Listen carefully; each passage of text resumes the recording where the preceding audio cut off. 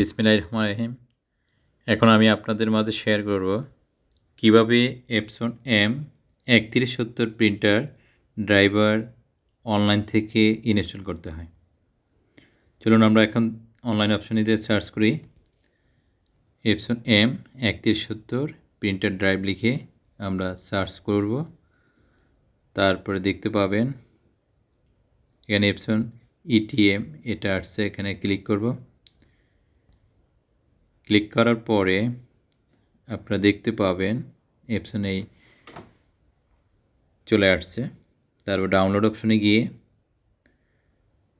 আপনারা এখানে Windows 10 64 bit click করে গো অপশনে যাবেন।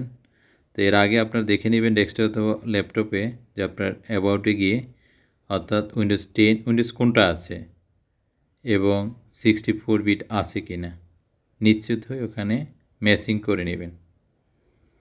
তারপরে গোতে ক্লিক করলে আপনারা এখানে দেখতে পাবেন। তারপর ডাউনলোড করবেন। ডাউনলোড করার পরে ক্লিক করবেন। এখানে ক্লিক করার পরে আপনারা দেখতে পাবেন ইয়েস অপশন আসছে, ইয়েস ক্লিক করবেন। তারপরে দেখতে পাবেন এখানে একটি ড্যাশবোর্ড আসছে, এখানে ওকে দেবেন। ওকে দেওয়ার পরে এই অপশনটি আসবে। তারপর এপসন এক্সিডির ভিশন এটি আসবে। তারপরে এখানে অ্যাকসেপ্ট ক্লিক করবেন। তারপরে এখানে সবগুলো টিক দেওয়ার পরে আপনি এখানে ইনস্টল অপশনে ক্লিক করবেন। তারপরে এই অপশনটি আসবে।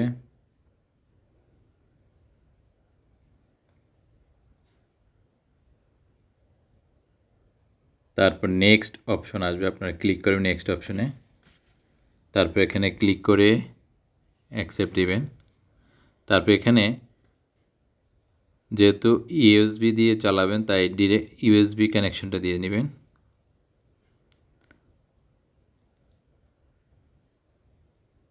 তারপর নেক্সট অপশন দিবেন।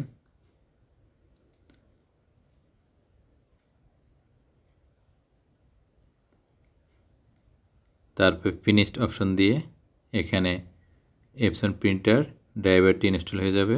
তারপর আমরা স্ক্যানারটি আবার ইনস্টল করব একই প্রক্রিয়ায়। আমরা ওখান থেকে দেখে এপসন স্ক্যানার অপশনটি দেখে ডাউনলোড করে নিব। তারপরে ডাউনলোড করার পরে আমরা এখানে ক্লিক করব ডাউনলোড ফাইল থেকে। তারপর এখানে ইয়েস অপশন ক্লিক করব। তারপরে আমরা একটি ড্যাশবোর্ড দেখতে পারবো। তারপরে নেক্সটে যাব।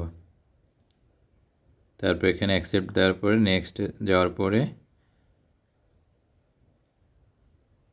এই ড্যাশবোর্ডটি দেখতে পাবো। এটা কমপ্লিট হওয়ার পরে ফিনিশ অপশনে ক্লিক করার পরে ইনস্টল হয়ে যাবে।